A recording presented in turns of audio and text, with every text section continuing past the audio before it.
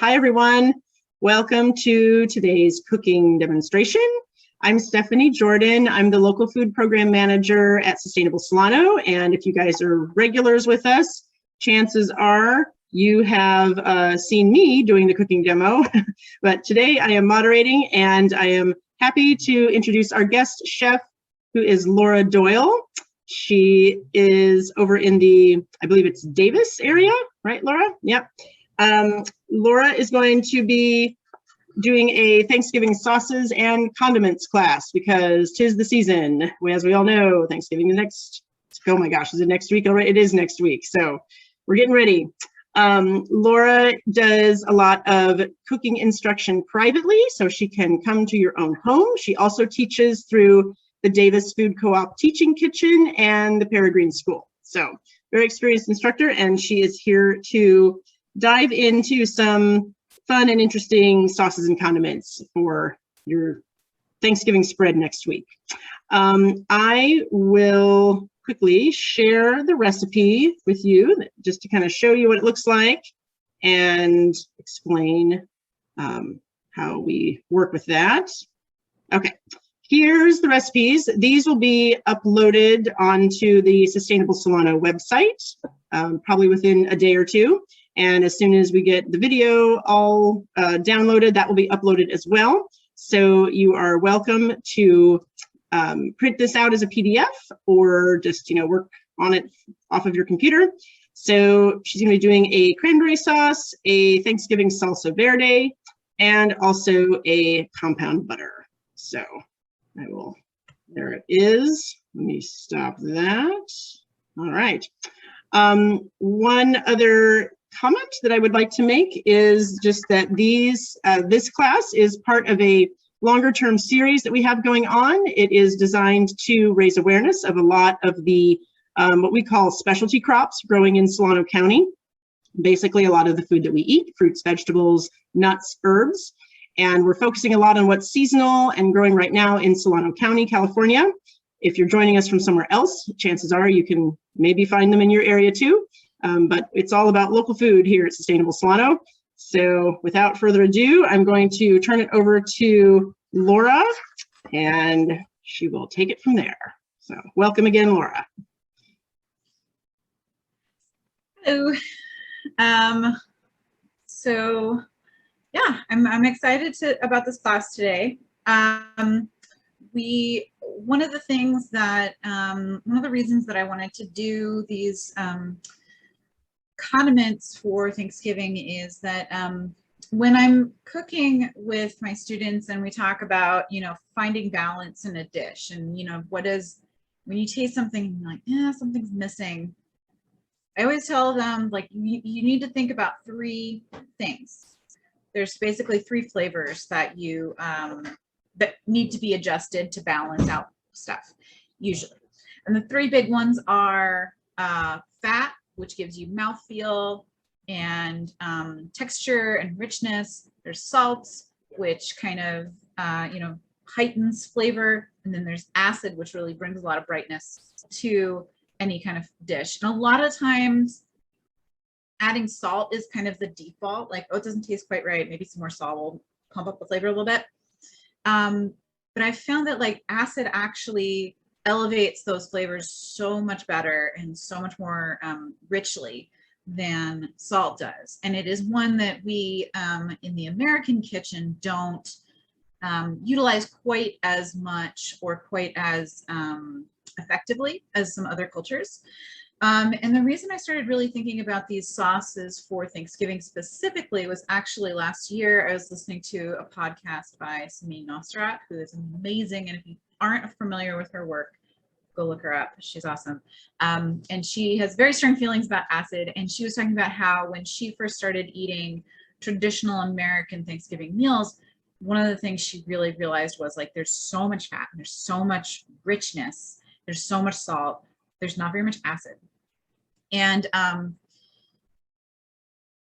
I kind of took that in as I was thinking about it and kind of thinking about my own Thanksgiving meal and thinking about all the different dishes like green bean casserole and sweet potatoes with brown sugar topping and all these kinds of very specific dishes what I decided with my family last year was we're just going to cook, like roast sweet potatoes till they get nice and crunchy. We're going to pan fry some Brussels sprouts. We're going to saute the green beans. We're not going to turn them into a dish themselves because that helps with being able to incorporate them into leftovers later. And it makes it easier for people to customize. And so what we ended up doing was we had a bunch of cooked vegetables and of course the turkey and the stuffing and all, you know, the gravy and mashed potatoes. But then we had these other things to add that brightness and that acidity and that other stuff that we could just kind of put on whatever we had. So of course we always have green, oh yeah, this is probably a good time to share the recipe. Since we didn't do that yet. So if you want to screen share the recipes, did you do that already? I wasn't paying attention. So the recipes that we're going to do today are a cranberry sauce, but this one has less sugar. It actually doesn't have any traditional sugar. It's got, I'm using honey tonight, but maple syrup works really well too. And you could just do this small amount of regular sugar if that's your preference flavor-wise. And it allows you to have the brightness that the cranberries bring to the table without it just being a very sweet, like jelly jam situation. There's enough sugar already at dessert, right? The salsa verde, I mentioned Semilla Nostra before. This is very close resemblance to her Thanksgiving salsa verde. The fried sage leaves, the parsley. I like to add some other herbs in there too. And it's just a really awesome way to incorporate more of those like fresh herbs with some really strong acid that just brightens up the whole plate, and it can go on anything. And then the final recipe is a compound butter, and I'm going to talk you through doing a orange thyme compound butter, but with a compound butter you really can do any herb, any spice that you want. So we'll talk through a couple of other of my favorite ways to use compound butter as well when we get to that recipe. So those are the recipes we're going to do. And we're going to start off with the cranberry sauce because it needs to kind of simmer for a little bit. So I'm going to scoop my honey over. Prepare my pot. And so I'm just going to put into the pot the juice and the honey, and we're going to bring it up to a simmer and allow the honey to dissolve. And while it's coming up to a simmer, we're going to put in the spices, get the spices ready to go into. I like to use a lot of warm spices in my cranberry sauce. I feel like it really, I don't know, having that spiced cranberry sauce is just one of my favorites. I do like it also just with orange and ginger, also great. I did deviate from the recipe slightly today. I do have orange juice, but I also have, I wanted to just kind of show you guys that you can use whatever you want. So this is actually fresh pomegranate juice from our tree. We got about 2 of these full of juice from our tree this year.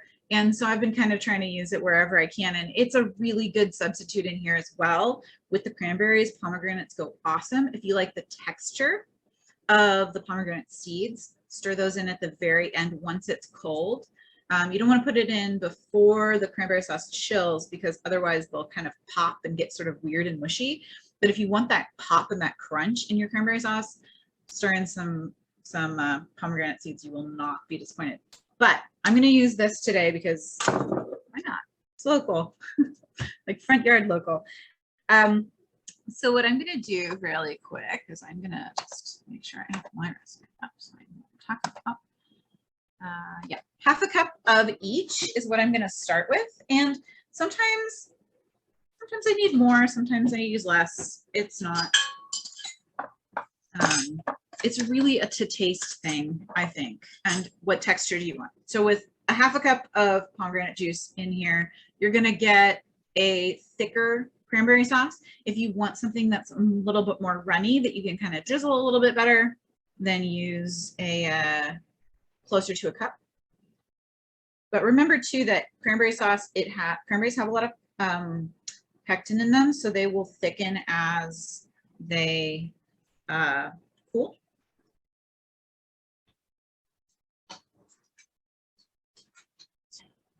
So here's my tiny spatula, which is one of my very favorite tools, especially for getting honey out of small measuring cups. And this is honey from Woodland, Island of the Moon Apiaries, Specialty Foods, pretty awesome company. And I'm going to put in the same amount. Actually, you know what? I might do a little bit extra. I do kind of like my cranberry sauce a little watery. I'm just going to put this on the stove really quick. Turn it on to kind of medium high just to bring it up to temperature. Just so it starts getting a little bit warm. And then we're going to work on our spices. So for the spices, we've got cinnamon sticks, which we're just going to throw in whole. We've got clove and we've got orange peel. Now, with the clove, if you just were to throw them in there, it makes it kind of tricky for them to get pulled back out. And let's see if I can get a rip of this zest. This is also from my front yard. This is a clementine. So I'm just going to take a little piece of orange peel, or clementine peel in this case, and I'm going to take my 6 cloves, 6, and I'm going to just push them into the orange peel. It's kind of like those, like, what are they called? I forget, but I know what you're talking about. Yeah. Where you take the orange and you put the clove in it. Right? I know. It's almost like an ornament by the time you're done. Right? Right. Yeah. This is kind of the same idea. But all that it's doing really is like, it's just making odor absorbers. I like to do that when I'm making mulled wine. I'll cut like a clementine in half and then put the cloves on the outside too. I want to cut it in half so that the juice gets out, and then the cloves on the inside. But now I got this cute little piece of orange peel. And now when we're done simmering it, just have to pull out the orange peel, and we don't have to go digging around for cloves, because you don't want to bite into a clove when you're eating your cranberry sauce. May not know this, but before they had Novocaine or things to numb your mouth, dentists used to have people bite down on a clove to kind of numb their mouth when they needed to pull a tooth. That's how strong they are. So don't numb your guests' mouths. So I just, I'm gonna switch over to my stove view really quick. And while you're doing that, Laura, there was a question about how to juice the pomegranate. Did you separate the areoles and just somehow blend it up and strain, or do you have a juicer? Can you tell us about that? Yeah. So I actually do separate all the areoles out, and then I put them in a blender and blend it up until it's all very, very finely minced up. And then I put a mesh strainer, one of these guys, but the big one, which is in the dishwasher right now, and put that over a bowl, and I just pour it in there, and I just kind of stir it around and get all the juice out. And then what you're really left with is just the little, like the white crunchy bits get caught in the mesh. And it takes a little bit, you know, it would be faster if I had a juicer, but it's the one time of year I need it, so I don't usually bother. At one point I had a juicer, but I don't know if a traditional juicer would actually even work for pomegranates. I know that there are some people who will use like an orange juicer for pomegranate seeds if you're just trying to get the juice out. And I haven't actually tried that. Maybe I should, though, to see. My theory though is that you would use it and that some juice would come out, but also seeds would fly every which way. Yeah, that's an interesting idea. I haven't tried it either, but I don't know if all the white membranes would really cooperate in that. Yeah. The cool thing about cutting up a pomegranate is that if you cut the top off, maybe if we have time at the end, I'll do a little pomegranate dissection. But you can kind of like it has sections like an orange does. There's not as much membrane around it, but it makes it much easier to kind of pop out the seeds. So if we have time at the end, I'm happy to do a little demonstration of that.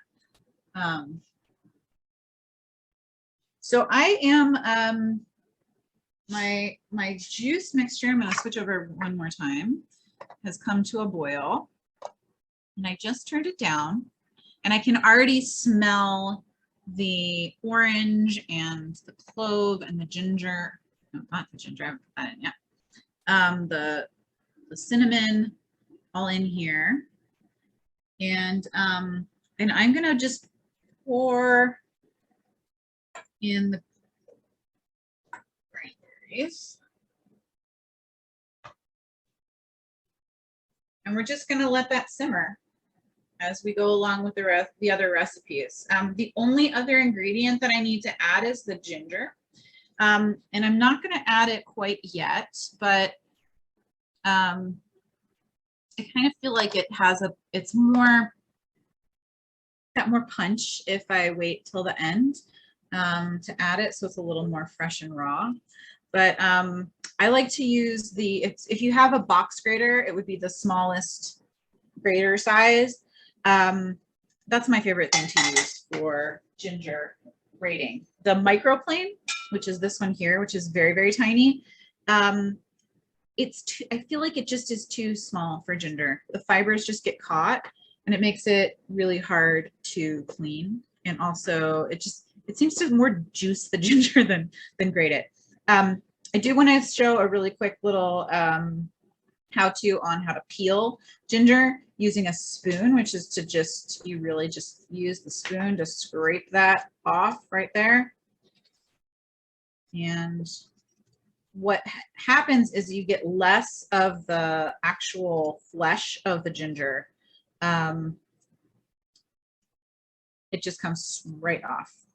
When you're grating it, it's not a huge deal if there's still some on there. And I'm just going to grate this directly into the bowl that I'm going to put, that I had my cranberries in, that I'm going to put the sauce in when it's done.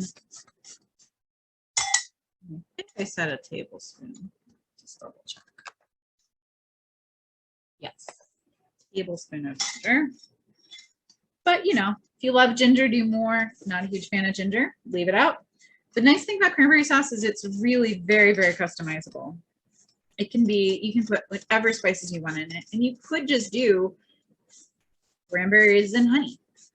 If that's really, you just want to focus on the flavor of the cranberry. About a tablespoon there. All right. That is just going to sit over here. I'm going to put this little bowl over there. And when the cranberry sauce is done, we'll stir in the ginger at the last minute. Some of the cranberries have already popped. That's the first step, is you want the skins to pop, and that's what releases the cranberry juice.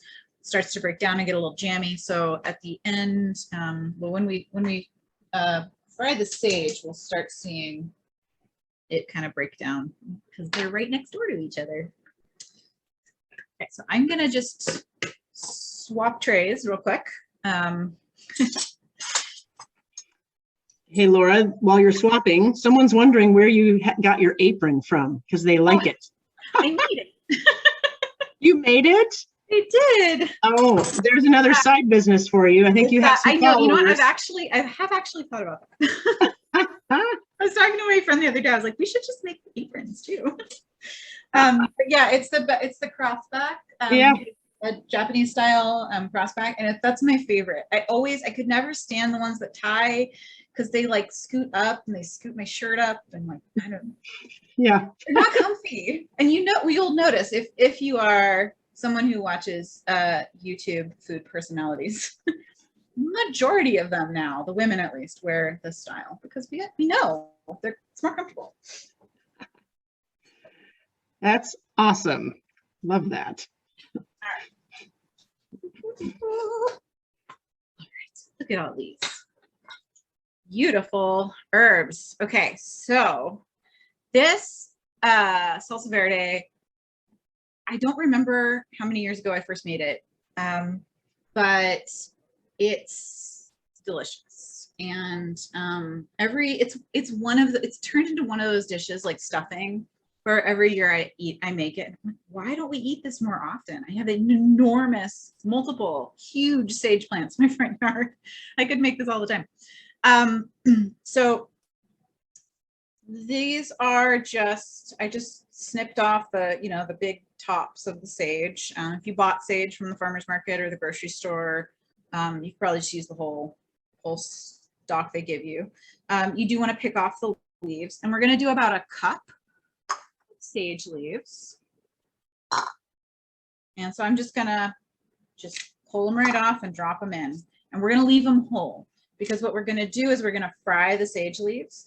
When you fry the sage leaves, they get really, really crunchy, and so they'll just crumble into the bowl with everything else. The other thing I have already done is I've got the shallot chopped up. So it's one shallot, which is usually about a quarter cup of chopped up shallot. So, you know, do measure it if you feel like you've got a particularly large or particularly small shallot. Sometimes they can get really big, and sometimes they're very, very tiny. My 5-year-old picked this, so she picked about twice what I need. All right, there we go. Save the rest for another day. All right, so I've got a cup of my sage leaves there. And the other thing that I'm going to need is, so I've got the shallots also. I talked about that briefly. Let's see. I'll show them when I switch to the other camera, but basically they're just sitting. I covered them with red wine vinegar. You don't have to use red wine vinegar if you want to do something a little cheaper. Cider vinegar will work too. The red wine vinegar, I think with onion, with any allium, red wine vinegar for some reason is just, it's a really good match flavor wise. But if you're trying, you know, if that feels too out of reach for you, just use something else. Or if you just don't have it, don't go running to the store just for red wine vinegar. Use whatever vinegar you have. What it does is the vinegar kind of tames the raw onion flavor.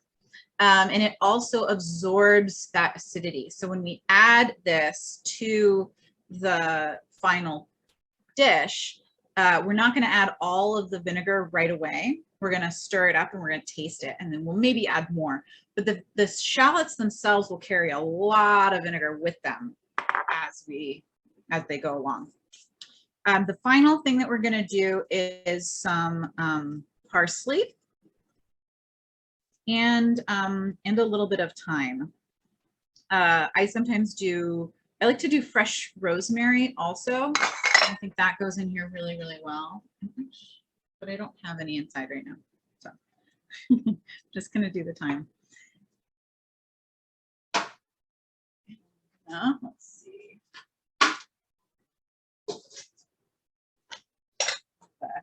I've built a taller countertop. Okay, so you want to chop this pretty finely. I don't worry too much about the stems unless they're really big and woody.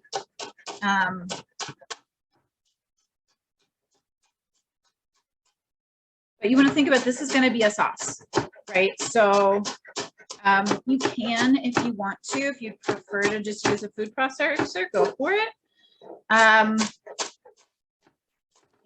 yes, the stems have a ton of flavor.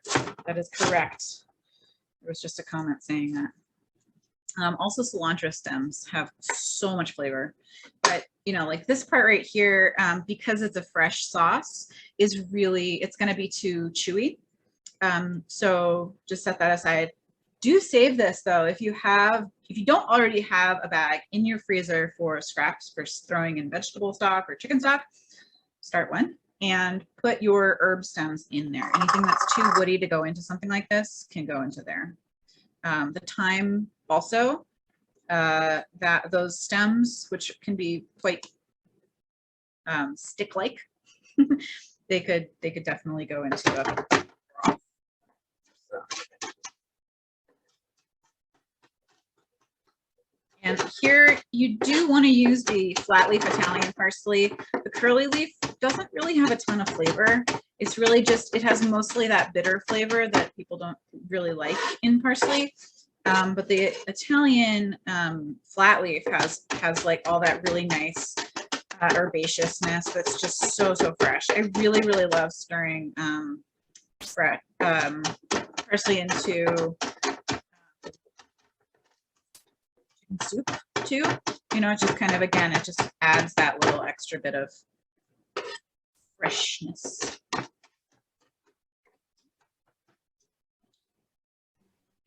Laura, I wonder if you could talk a little bit about storing some of these herbs. I was even, when you were talking earlier, I was thinking about, you know, after you chop up all of this, I know sometimes people put them in the freezer in little ice cube trays, and then you've got that little tiny bit of, you know, herb, so you don't have to go buy an entire bunch when you only need like a tablespoon or whatever. Yeah. So anyway, do you have any other ideas on that? Yeah. Let me go get something out of the fridge.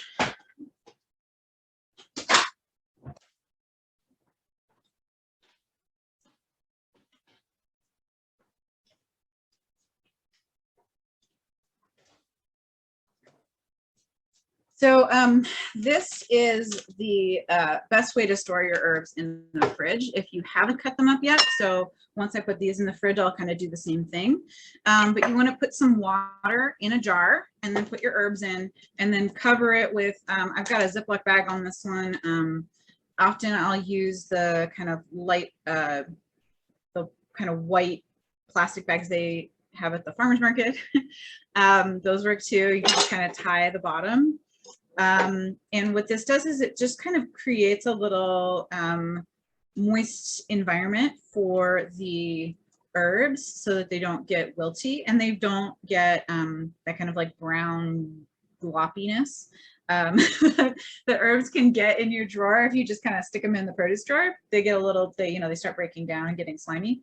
So this keeps them fresh for a really long time. This works really well for cilantro, and this is cilantro, and then also for parsley. For basil, actually, you want to do the same thing, but on the counter. Basil doesn't like to be cold, and so if you put it in the refrigerator, it goes brown really quickly, so it's better to store it at room temperature. So just same thing, but just put it on the counter. And you can do that with a paper bag,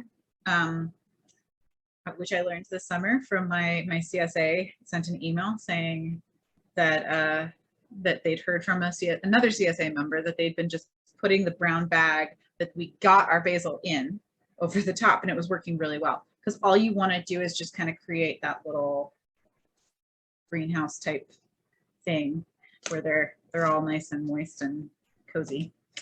So that's how I store them when they're fresh. And then, yeah, when they're cut up, if I ever chop up too much, I either just, like if cilantro, if I bought it for one thing and I know I'm not going to use it for a while, I always chop it up, put it in an ice cube tray. I have a bunch of silicone ice cube trays that I use just for food prep.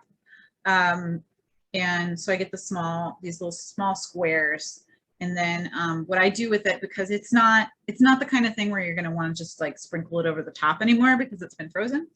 So, but it's great for throwing into a pot of soup or, dal or something like that. If you've got it on the stove, just kind of toss in the ice cubes and they'll melt and be delicious. Great. So I've got my chopped parsley and thyme here, and I smell that my olive oil is ready. So I like to use extra light olive oil for all of my cooking. It's got a higher smoke content, and I just really prefer the fruit oils over the seed oils in my kitchen. They're easier to clean up. Was the main reason I switched in the first place. Um,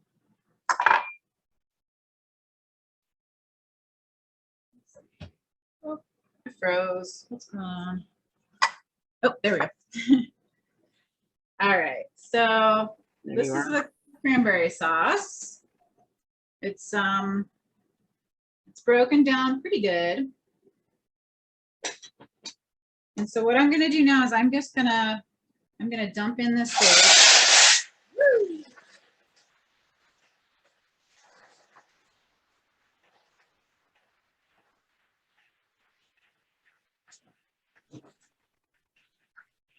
So far that's just your oil and the sage leaves, right, Laura? Yes. Yeah, you're just going to put the sage leaves in, and you're basically going to fry them until like the bubbling slows down, because that means that all that like big explosion sound that we heard at the very beginning there was the water and that was left on the leaves, and this water inside the leaves is kind of cooking out, and that's what's creating the bubbling. And so as soon as the bubbling stops, pretty much you can take it out. It goes quite quickly. And it's just changed colors slightly. It doesn't, you don't want it to really like brown. That's pretty much done now. This makes a very delicious garnish on a lot of different dishes. I love it on really any kind of butter, like winter squash dish. That would taste good with sage. Is awesome topped with fried sage.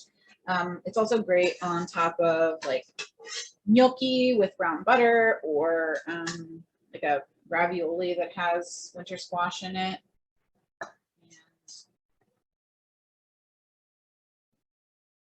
So they're nice and firm, and they're, can't really see, but it's just kind of, it crumbles right up. Yep. And then real quick before I switch back, I'm just going to show you, this is the shallots covered with red wine vinegar. So you just want to add the vinegar until it just gets to the top of the shallots. Right.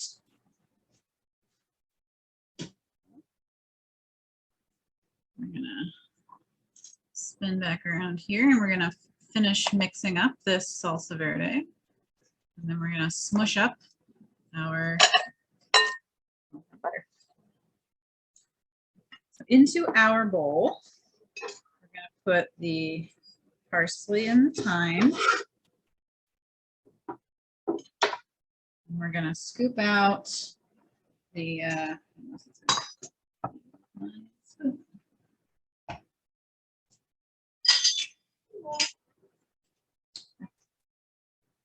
I'm going to scoop out the shallots, leaving behind most of the vinegar.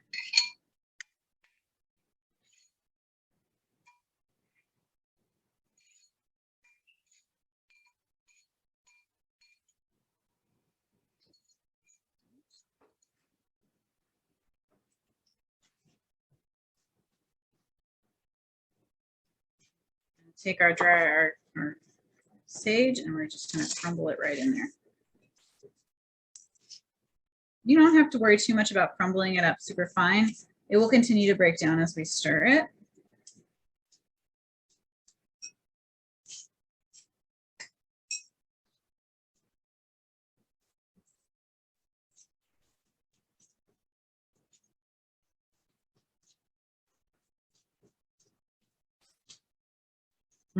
Oh my gosh, it smells so it's got that like toasty smell from the toasted sage, and that acid from the, oh my gosh, it's so good.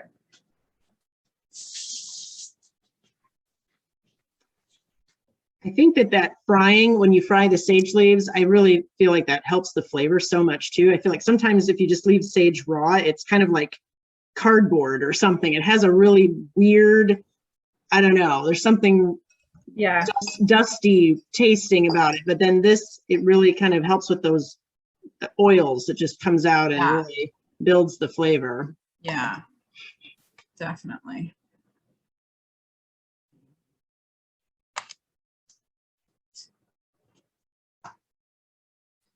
put a little bit of salt in. And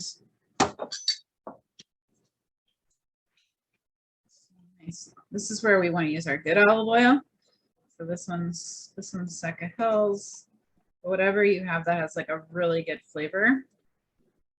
I actually really prefer the California olive oils because they have that, like, they're so strong. And just have such a nice strong kick to them. Very pungent. If you've ever done an olive oil tasting, you can really, there's just something more kind of spicy about California olive oils. I really like a little bit more olive oil. I really want it to be. I'll post a few olive oil places in Solano County that people can stop at if you're not familiar. I'll stick a couple names in there and feel free to throw some out. I'll post them in the chat. Yeah, Seca Hills is one of my favorites. Really awesome. What am I missing?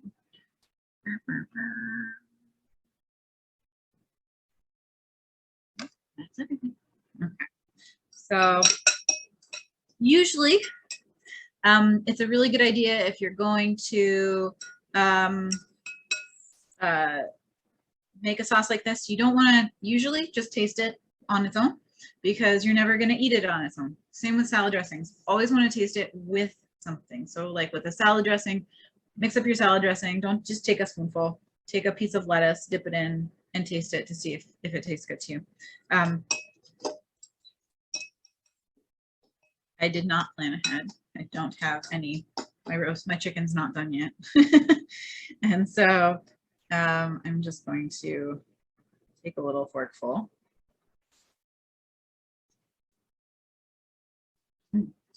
Oh, that's so good. So now's when you want to maybe, I don't think it actually needs any more of the vinegar. It's got, I think there's about 2 tablespoons of vinegar left in here. It has plenty of acid just from what was soaked into the shallots. And there's plenty of salt. So I think that's good. Watch it. It's not very good light. I'll turn around my camera to do the compound butter in a second. I'll show you what it looks like. It's very pretty.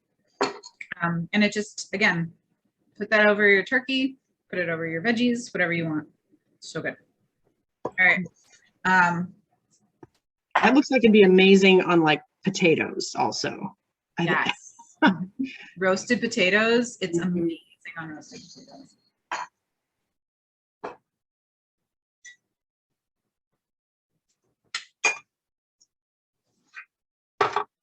All right, nice clean surface.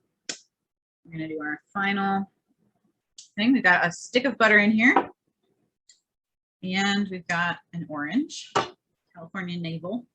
We've got about a 1/4 cup of thyme leaves that are mostly picked off. Honestly, there's still some stems. It's fine. The first thing you want to do is you want to grate the zest off of the orange. And you want to use something that's very fine for this. You don't want to use your like regular cheese grater because what it'll do is it'll grate off some of the pith also, which is very bitter. So you want to just use something very tiny like this so that you can get just the top. If you don't have a microplane, you can use a vegetable peeler and just very carefully peel. And then you can use a spoon to kind of scrape off the pith if you need to. And then just finely chop that up.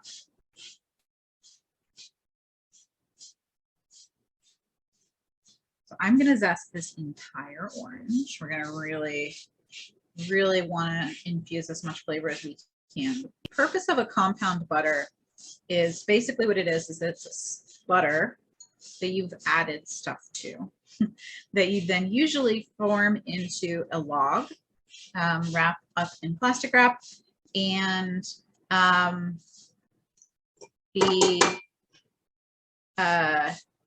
you can slice it. And you may have encountered it if you've ever gone to like a fancy steak steakhouse, restaurant, they'll usually serve the like big ribeye thing with like a giant thing of compound butter melting over the top. The very first time that one of the first times that I made compound butter was for a steak dinner we were doing for my brother-in-law. And it was, I think I just did butter, pepper, and blue cheese. So it was really, really good. And another one that I love to do in the summer is literally just butter and then salt and pepper. And the reason I love to do that in the summertime is for corn on the cob. Then you can just take your compound butter and like smush it all over the corn, and you don't have to put the butter and then the salt and then the pepper. It's just all there already. You just, all right, so this is all, you can still see it's like still pretty orange because I barely took off the zest. Throw it over my shoulder.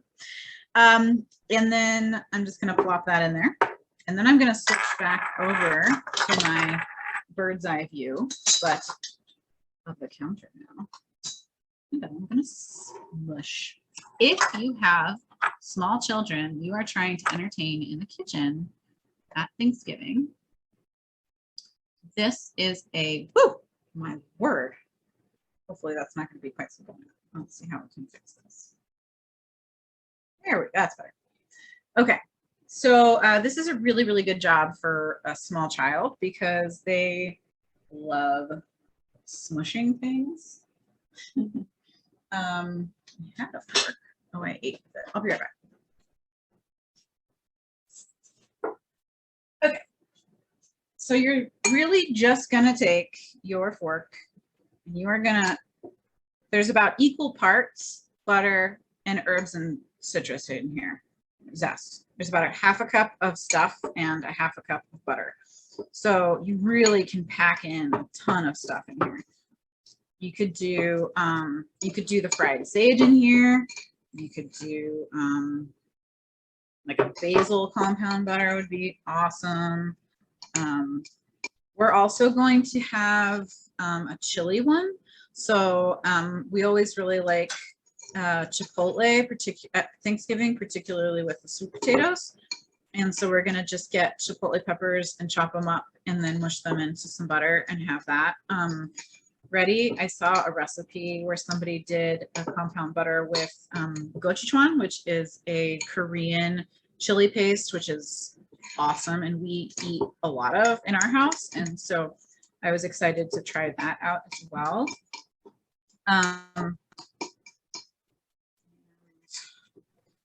Laura, do you typically try to put some kind of, brighter flavor or I don't want to say acid, but it's really that, your citrus is kind of bright to counteract the fat of the butter. Mm-hmm. Something that has a little bit of acid in it, I guess. Yeah, I do. I think that herbs can play that role as well, though. Like if you were going to do like a dill butter, like that dill is also going to brighten it up. So like a fresh herb also plays that role. So does a spice. So like the spicy chili paste or the spicy chipotle peppers are also really good ways to make it brighten it up and kind of cut through that fat. All right, so that's pretty well mushed up. Now,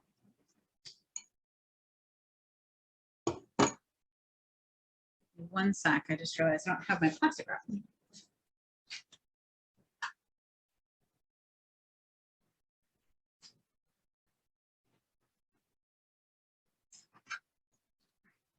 Now, the only reason to do the plastic wrap really is to be able to do those nice round slices.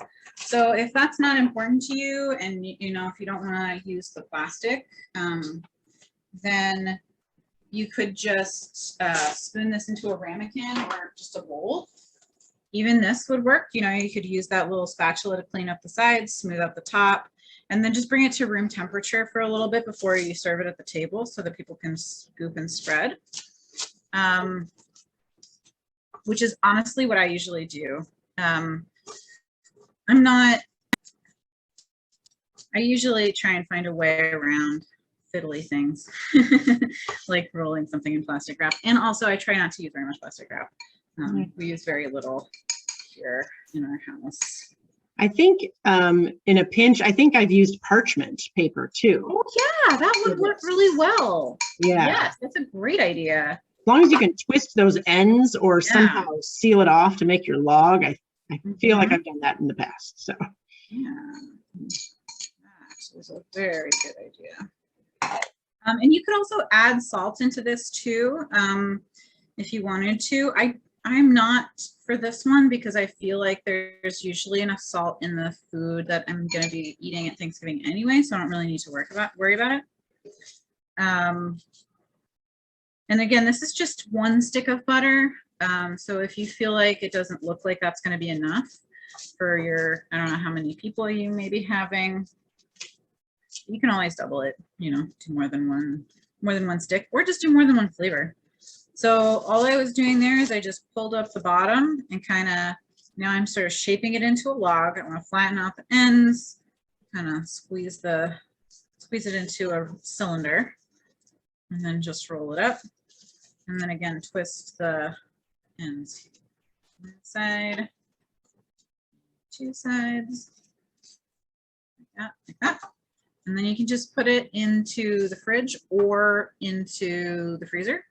It's up to you, which depends on how long until you serve it, I guess. So since this is a week away, it's probably going to be fine. You might, with a fresh herb one, I might not freeze it just because of the water in the herbs might get kind of funny when it defrosts. But just pop that in the fridge, and then when you're ready to serve it, just unwrap it and then take your knife and do, you know, cut it into slices before you take it to the table, and then people can just take a little piece and put it over their food. You can also, it kind of makes an elegant serving. So if you were to have a dish of roasted Brussels sprouts, for example, you could put a couple of them, of the compound butter pieces, like over the top to serve, and then just kind of stir it in at the table. That looks really nice and is a really easy way to add extra flavor to your dishes. And that's about it. The only thing we have left to do is pour our cranberry sauce into here. There's the ginger. And I'm just gonna fish out the cinnamon sticks. 1 and 2. There's that little piece of orange peel. All 6 cloves still in it. Over that. And that bright fresh ginger is just gonna, it's gonna, you know, kind of warm up, but it won't really cook at this point. And it looks super soupy right now, but it'll set up as it chills. And then you'll have awesome cranberry sauce. It's not too sweet. If you wanted to taste it at this point while it's still warm, so you could easily add some more honey in, this would be a good time to taste it and adjust the seasoning. So just take a little spoon, make sure it's not too hot, take a bite. If it's not quite sweet enough for you, add a little bit more honey, a little bit more maple syrup, add in a couple tablespoons of regular sugar, whatever you want. But I think that cranberry sauce needs a lot less sugar than people think. So those are our 3 sauces for Thanksgiving. And awesome. All right. Thank you, Laura. You know, I have one other question. How far in advance would you make some of these things? You know, because it's always a little chaotic the day of. And so, you know, obviously the cranberry could probably be made at least a day ahead of time. It needs to cool down anyway. What's your take on the salsa verde and the butter? So all of these things actually last pretty well in your fridge. I think that they, you know, cranberry sauce, you're going to want to keep it for a while after Thanksgiving too, probably. So I usually we'll do cranberry sauce like 3 or 4 days before. and then just stick it in the fridge, and it's just going to be totally fine in there. Something like a butter, also, you know, about 4 or 5 days ahead is totally fine. And the salsa verde will change in texture and flavor a little bit as it sits. That one might be better to just make the day of or just the day before. It'll be fine in the fridge for a few days, but the sage will get softer, so it'll have less of a texture to it. Right. But it'll still be really good. And the color will probably change too, because you've got the acid interfering with the green parsley, which will make it look a little funky, but I'm sure it'll probably taste great because depends on how the flavors will blend. Yeah, depends also on how purple your shallots are. Sometimes the acid will really, if you've ever seen pickled onions, they're like neon pink. So sometimes your shallots will take on that very bright purplish kind of color, and that can throw people off a little bit too. It tastes fine, but yeah. Good. Well, thank you so much, Laura. That was great.